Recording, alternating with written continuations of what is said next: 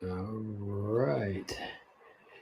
Hey guys, welcome to Wealth Wisdom Financial podcast and channel. I am going to be doing a lot more of the interviews and some lives here during the summer months coming up, and doing a lot more. Amanda's been doing a lot of female entrepreneurs. Now I'm going to jump in, do some interviews, have some fun with some guests, be on some other shows myself, all kinds of fun stuff that we have planned as we're growing and as we're building. And I get the pleasure of re-welcoming back somebody that we've known for quite a while, Nathan Webster, to our channel today. And if you join us, love for you guys to comment, ask him questions, be involved in this. Again, would love to see how we can continue to serve and help you guys as, again, this is all about expanding your brand. That's what we're working to do. That's what we've been doing for years, as you guys have know. And so we are expanding that, doing a lot more. There's two of us, Amanda and I, and now our team is growing, which is awesome.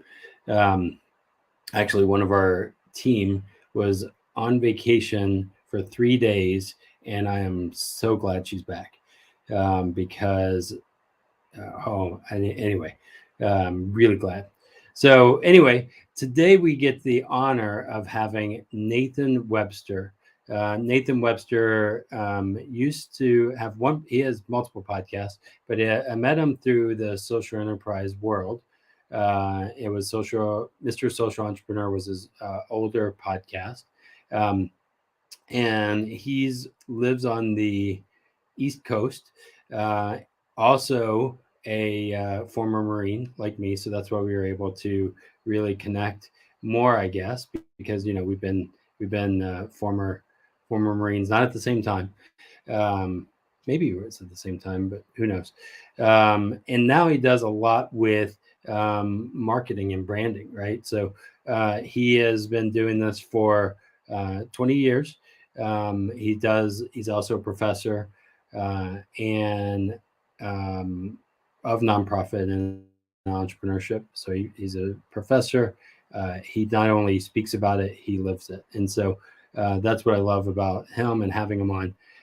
And he's going to help you amplify your brand today. So with that, welcome, Nathan. Hey, thanks for having me, Brandon. I really appreciate coming back onto the show. Thank you for having me. Oh, now, thanks. When you came on before, it might have been our third. I don't know. It could have been Grandma's Wealth Wisdom or Business Activist. That was our first attempt. Business Activist Entrepreneur was what we were trying to do. And as I've learned and built, I've learned that I'm evolving as a business owner as well as my brand. Right. Um, so yeah, I would love your feedback, and maybe you've had that happen before, but have you ever seen evolution in businesses or brands changing as you've worked with people? Absolutely. It's crazy just to see, especially how now we're coming the work from home, the back to work, but Hmm. almost two and some change years ago, it was going to work from home. Businesses had to pivot. We were eating, going from takeout, eating inside to now we're taking out, eating Right. outside with in the streets. The evolution. Especially with this has never been seen before. It's never been done before. And there were some businesses that were ready, some were not. And this Hmm. is also, post epic, iconic companies like a Blockbuster, a Sears, a Toys R Us, all coming victim to their own self sabotage of poor Hmm. leadership. The evolution of businesses is alive and well and is undefeated, to where if you don't change, change will occur. And if you're not Yeah. part of it, you will be part of the disruption. Well, I think that's part of why I thought about, like, as a profit first specialist, I do a lot with profit first, and realizing that even a lot of businesses didn't have enough reserve if something Mm, crazy happened, right? And being able to weather the storms, both good and bad, right? mhm, And mhm. that's a hard thing to do because we're told, like, invest everything, don't build stability, all that.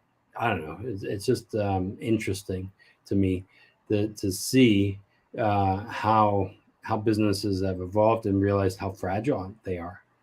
Um, right. Yeah, especially around restaurants. That's where we really cut our teeth in when we Mhm. started our company. And surprisingly, what here, let me really paint the picture well. Like when we started, we were just doing marketing as nonprofit consulting to help with fundraising.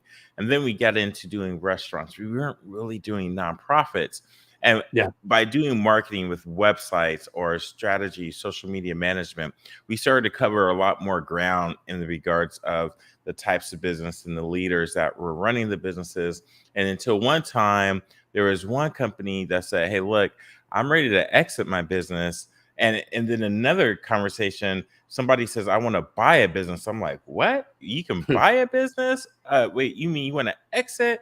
Wait, I never thought of that." And so that really, from beginning to starting to buying in, not just we're talking about an MLM here, and folks retiring off of those businesses, calculating all of that. You Mhm. said sustainability. Some people sell their business just to get out of it because it's too much of a headache.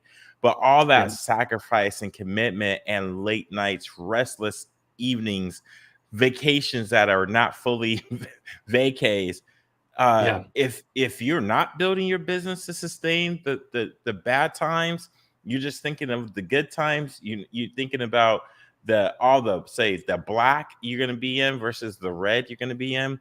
I think that's what kills a lot of business owners, and a lot of it is what I've learned is oh man, your personal weaknesses becomes the obstacles of your business. And so Right. if you don't Right. have that mentorship to help you get through, then your business won't be sustainable to endure the tough times. I I think, I mean, literally speaking, you're speaking to me and some of the experiences that I had, and why when we first met, I owned a coffee shop. And through that, we had a baby who's now almost 4 years old in a couple weeks. Oh my Uh, gosh. Whew. yeah, and realizing, hey, as a business owner, or individual, I can, like, eat ramen, right? I can do all of that. I can put myself through lots of pain. You're a Marine. Right. I can go through it like Right. anybody, right? Or not like anybody, but I feel like I'm I can deal with pain, I guess you could say.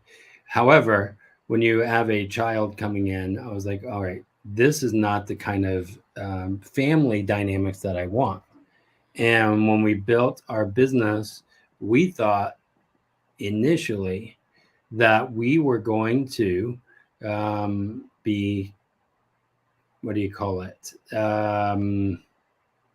Doing it forever, right? Mm, That was the plan. We were going to stay and live that out forever, and lifers, right? Kind of like the Marine. You go into the Marine Corps, you're going to be there forever. You think so, but oh my gosh. afterwards, we were like, hey, we need to get out, and we are glad that we did, but we were able to sell the business. And the reason we were able to sell the business is because of something that you focus on, and that was they bought the brand. They bought what we built, our email list, our website, our name that was actually trademarked and everything. and we were just stumbling into it. We didn't know what the heck we Mm, were doing. mhm. Um, so what would you tell somebody if they think they're going to live and die this business? What would you tell them um, to do? What would you tell them to create, build? How would Mm, you navigate and help them? mm. Yeah, you touched on a couple of things. And I mean, I could give you, I know we say 3 ways to expand the brand. Man, I can give you 20 Hmm. in all different Let's go orders. with top three. Top three. There you go. First and foremost, you got to understand that when people start businesses, and sometimes it's well thought, maybe it's not well thought. It could be half baked, somewhat Hmm. baked, or fully baked when they push the go button by launching it with the go to market strategy, where they're like selling it at the farmer's market, or they push the Yeah. live button on the website. Really sometimes gets missed is marketing. And Yeah. the part of your brand is your business. You mentioned having an email list, customers. At the end of the day, the business needs to have customers, and that's part of the brand. So, Hmm. the first thing I would tell people is stop trying to be all things to all people. If you're in business, you are to solve one problem and one problem only until you can go up the list of verticals or horizontals, but serve one, solve one problem and then begin to serve your people, because those people uh, is going to either make you or break you. So Yeah. I think in the very beginning, don't think of your business as this hobby and marketing. You can get to it because if you have marketing baked into it, it can grow and evolve. But if it's not baked into it, oh, it's like starting back from scratch. You're gonna have to rework it, and it's not as easy. Even when all the pieces are in, Yeah. and when they're all there, it's still a lot of work. So if you don't have that, you gotta like start from scratch again, and that's, man, that's hard. And I think a lot of companies are learning that. For those that didn't integrate some form of e-commerce or digital, uh, I would say, capture of getting people via online rather than the traditional brick and mortar type of style. So you mentioned solve one problem. I think I see this too as not just solving one problem, but being on one maybe social platform, right? If you're Mm, going to do social media, right, we should all be in social media. And right. as we know what business it is, really dialing in on that one platform that you're going to dominate, and then add the others. Because what happens is we have to be on a million platforms, million things, and how do you best just focus on one, Mm-hmm. really dominate in that world, learn it, Mm-hmm. um, and then you can expand from there. But it's that focus, follow one course until success. Um, Yeah, and with social media, you can grab all the links you need to secure your name for all the mhm, channels, but that doesn't mean you need to be 100% active and mhm. posting things like you were saying. Just start with one, and maybe that's the one that you will always keep and you will always Yeah. dominate, because that's how you convert. But this comes back to having a larger plan called a marketing strategy to help you figure out what's going to leverage your best strengths. At this point in your experience, what do you think? And this is all subjective too. What do you think is the this we're in 2022. Hmm.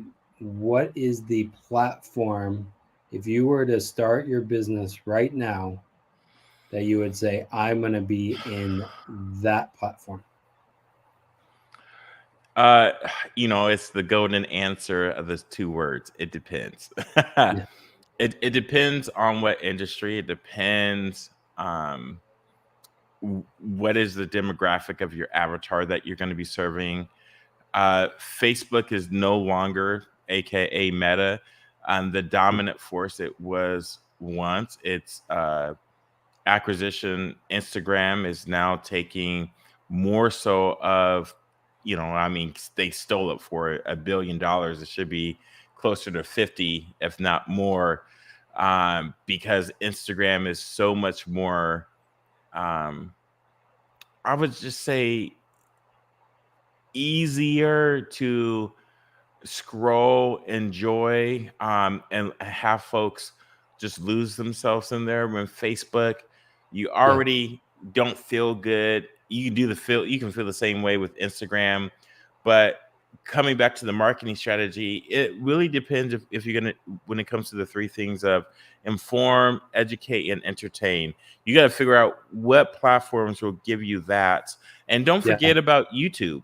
It's one Yeah. of the top search engines in the world. So that is also a platform that people use because, again, when it comes to your strategy, where are your users at that you are more than likely able to convert, Yeah. not just to a customer, but a brand loyalist.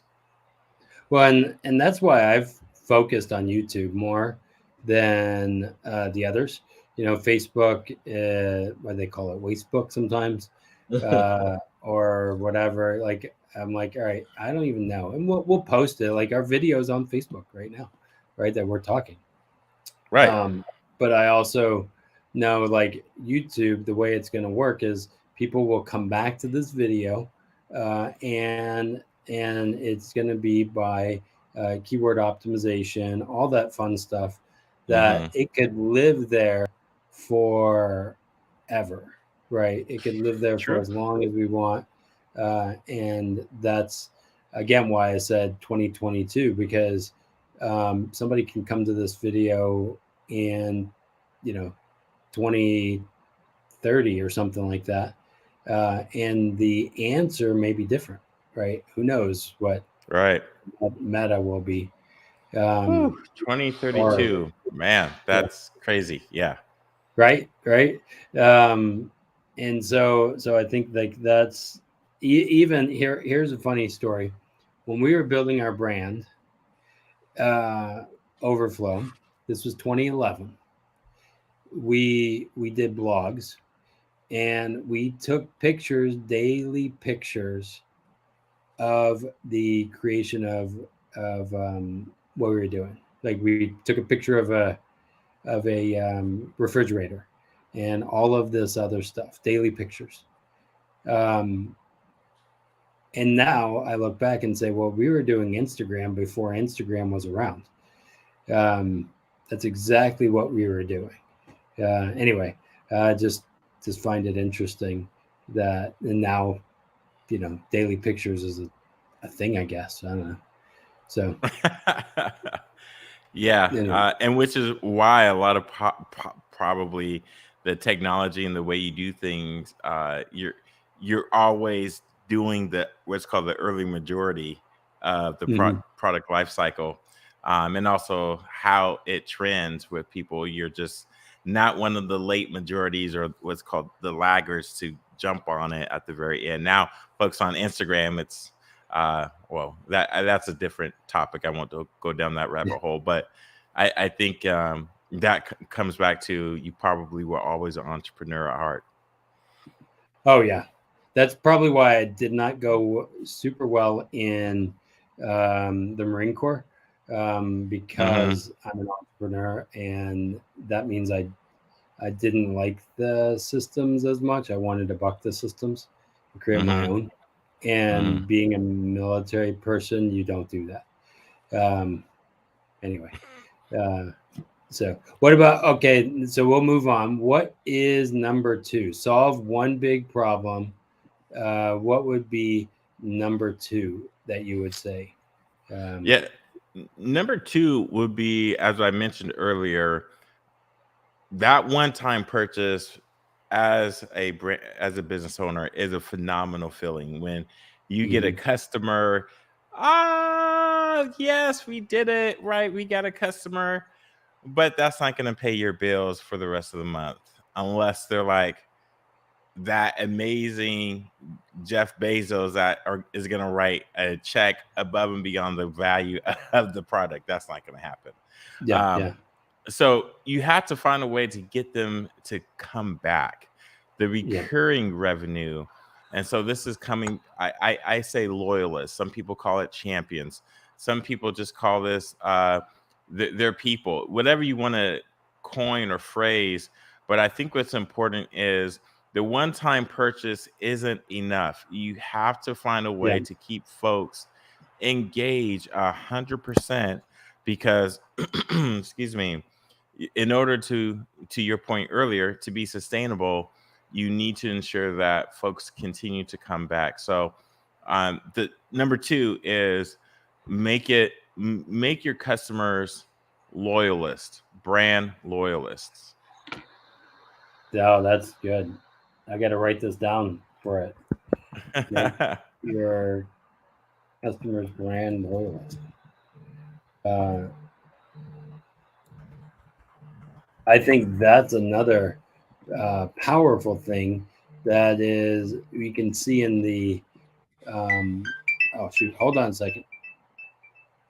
You hear No my phone problem. ringing? I do. I know I put Oh myself man. on do not disturb. Oh man. See, this is Amanda. She would have already done that and made sure that that didn't happen. Um, so I do a lot with life insurance, right? And what I'm learning in doing this is that one sale, right? They get in, there's some reoccurring revenue, but educating them along the way, helping them Hmm. become part of our ethos even more, communicating with other clients. So, man, um, so what we did was create a membership site, right? And that membership site is another way to help people get into our system on a regular basis, and it's a paid membership, right?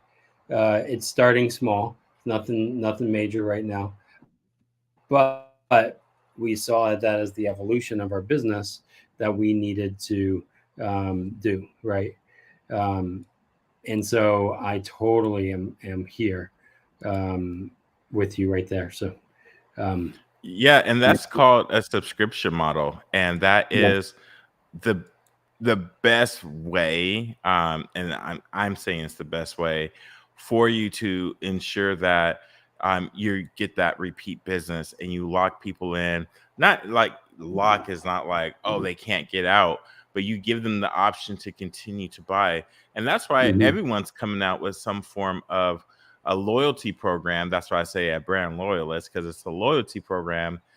It's part of the larger marketing strategy where you stay engaged and you stay ultimately top of mind of your people. Because look, we as Americans, especially in this Western culture, we love to consume, we love to buy.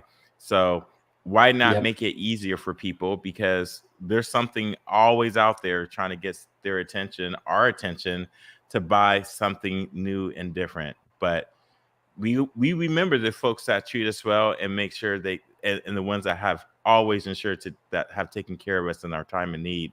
And that's how the loyalists come into. So the yeah. subscription model is a tried and true method that works very well for a lot of companies. Just ask Jeff Bezos.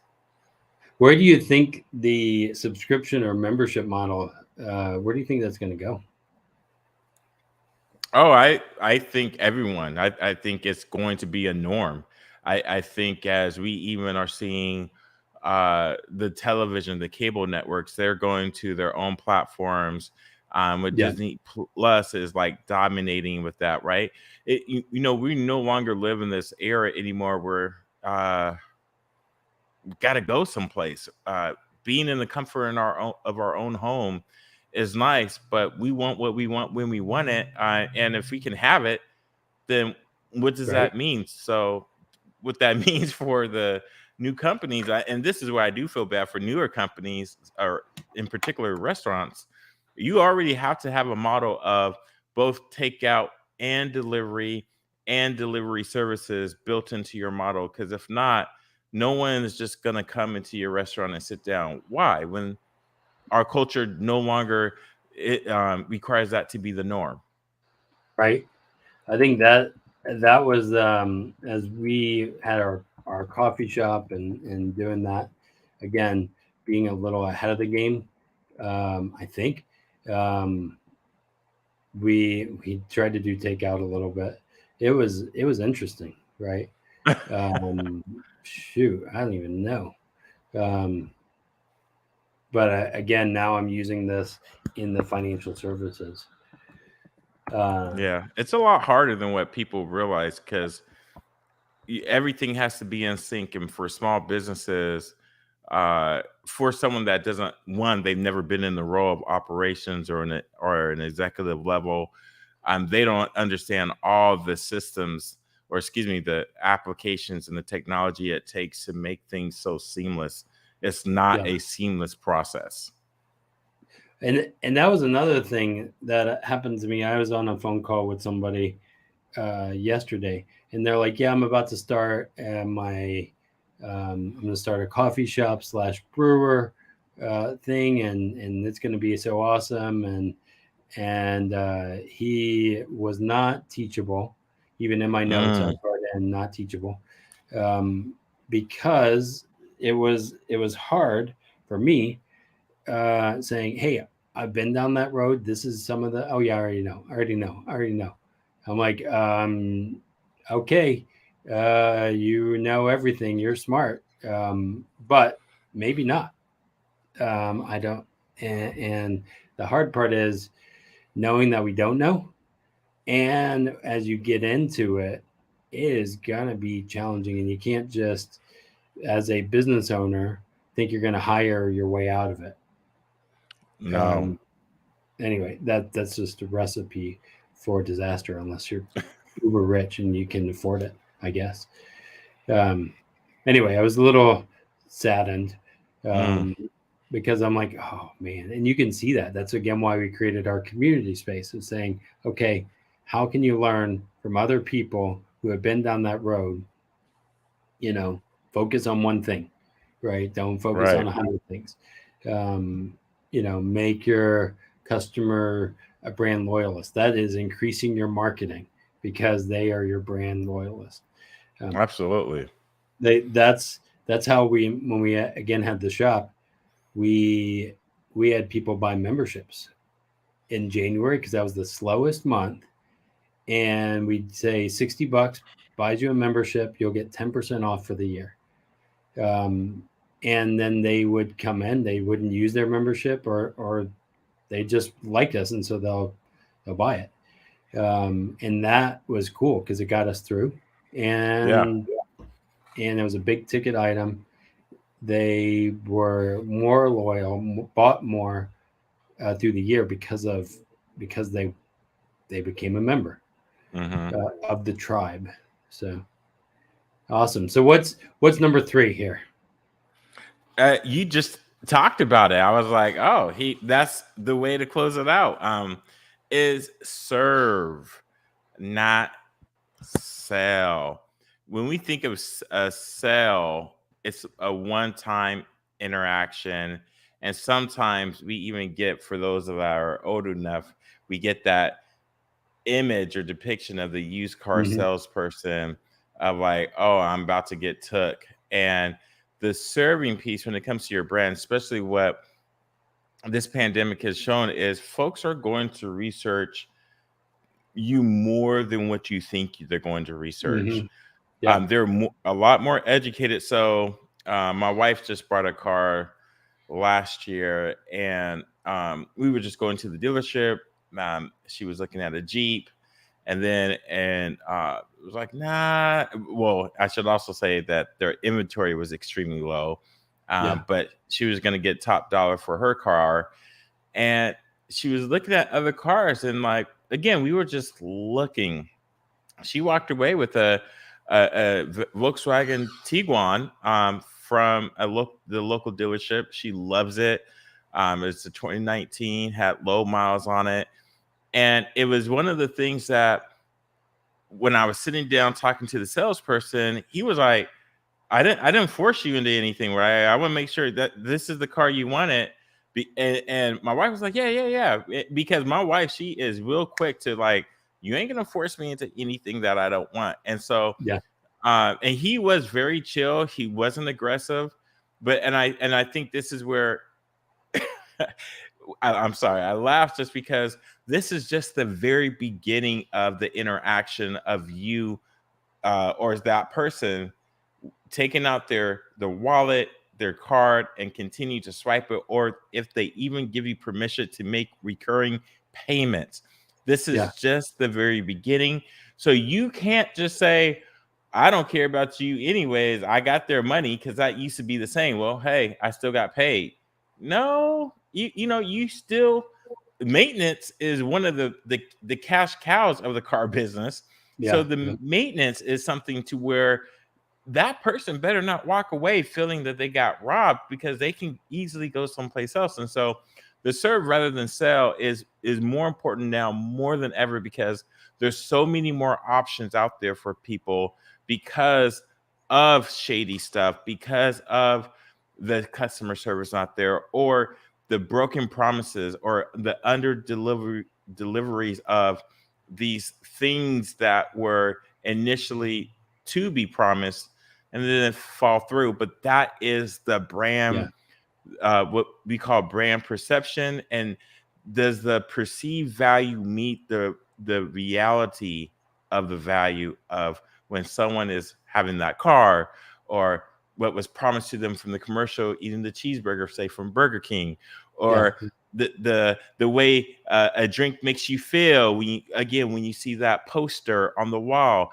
Does it fulfill that, whatever someone had in that mind, that perceived value? If it does not, well, they're not going to be coming back, unfortunately, which comes back to number two. You won't have a loyalist. So serve them Yeah. all the way through. If they're, and you start seeing, well, I should say, I want to say, like, I see this more and more now, but it depends where I see it, because folks now say, if you're not happy with the process, well, I would say I love at Costco, I'm a member there.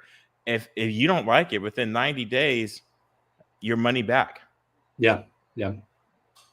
I think again, I see this one as, again, I do the life insurance stuff, and it's a part of their plan. And if somebody comes and just says, "Hey, can you just show me an illustration?" and I don't want to have a conversation, Mm-hmm. that's not going to work. It's not a commodity thing. I won't do it. What I do is a full analysis and see how this plays into their overall picture, Mm, and help see where this may play in or not, right? mm, And being able to walk away and serve them. And the challenging thing is when we deal with finances, people's as we are saying, one problem. People have so many different problems that they're trying to figure out, and my goal is to help simplify and help them have a better life, right? Through mm-hmm. creating these financial solutions. And I'm telling people I'm serving. I want to serve. I want to continue. I want to educate. Mm-hmm. If you want to be a learner and continue, we're going to be a good fit, right? But ultimately, you're the driver, but you have to educate yourself. And here are the tools that we've created Right. to help serve you. Um, Whether they consume it or not, that's a different story. But always having a heart of service first and foremost, it's also going to make it easier. And sometimes people ask me, are like, "Well, how? Don't try and sell me." I'm like, "I'm not. I don't. If I don't want to. If I ask you for a sell, that's not where we're coming in. Mm. You'll say I want to work with you because of hopefully our attitude. Anyway, I love Yeah. that. No, it's the whole thing about buyer's remorse. I think, Mm-hmm. we understand, and I think I won't go in the politic realm, but we know misinformation gets spread 9 times faster on social media than Yeah. real information. So this is where if someone has a bad experience, they're going to tell it from the mountaintops. If someone has a good experience, they're just going to get as high as the plateau. So it is really important to make sure you serve people, because you never know where they're coming from and you don't know where they're going. And the last thing I'll say about this is, if someone has a great experience, they're absolutely going to tell someone. So that's at the level you should have your customer service or your product at. QA as in quality assurance, to where you, or I should say the person, the customer, the client, however you want to call them, make sure that they are receiving what they expected, and hopefully it's a little bit more than that. And if you don't know a way to measure it, the simple way is ask them. There's other ways Yeah. you can build that stuff into it, but that's just having a marketing strategy to ensure it's a full cycle of serving people from the very beginning. Because even though they might not buy, they may become a supporter, and you don't want to lose that support. Yeah. I also think as we build this serve not sell thing, they end up becoming not just a customer, client, or whatever. They might end up becoming a friend, Mm, and that true. might be a success that you can tell if you're successful in your business by how many clients or customers or whatever are your friends, um, because that's going to build retention too, Yeah. because you show you really care for them regardless of whatever. Um, at least that's what I see in my industry. And again, back to the coffee shop world, some of those people are still friends of mine, and I haven't Mm. run a coffee shop in years. Um, you know, That's awesome. And the funny thing is, I would say like a coffee, um, oh, and this is, I would say, here's a bonus. Here's a bonus round right here for you. Is this is understanding your CLV, your customer lifetime value. The CLV, for like a coffee, it can be thousands of dollars, but someone's not gonna buy $1,000 coffee today. mhm. But over time, Brandon, as you are well aware, people can make trips to the coffee shop on a daily, if not twice a day, three times a day, weekly basis, to where that $1,000 gets there very fast. And don't forget about special occasion events, catering, just from a $5 package. So the CLV, understanding your customer lifetime value, how much really are they going to spend with you over their Yeah, lifetime? And that could be for 5 years, could be 10 years. This again comes to your strategy of the planning of how long do you want to sustain your business? What's the goal of your business? So the CLV is, at the end of the day, it makes you, it should allow you to sleep better at night, because you understand where you're taking this. yeah. And again, I keep adding up little things, but sometimes as you move into a different business, they might end up becoming clients of your new business because they like you. Um, right? And Right. that's possible. It could be a totally different business, and your customer um, CLV for them, it might translate because of what you did in the previous business.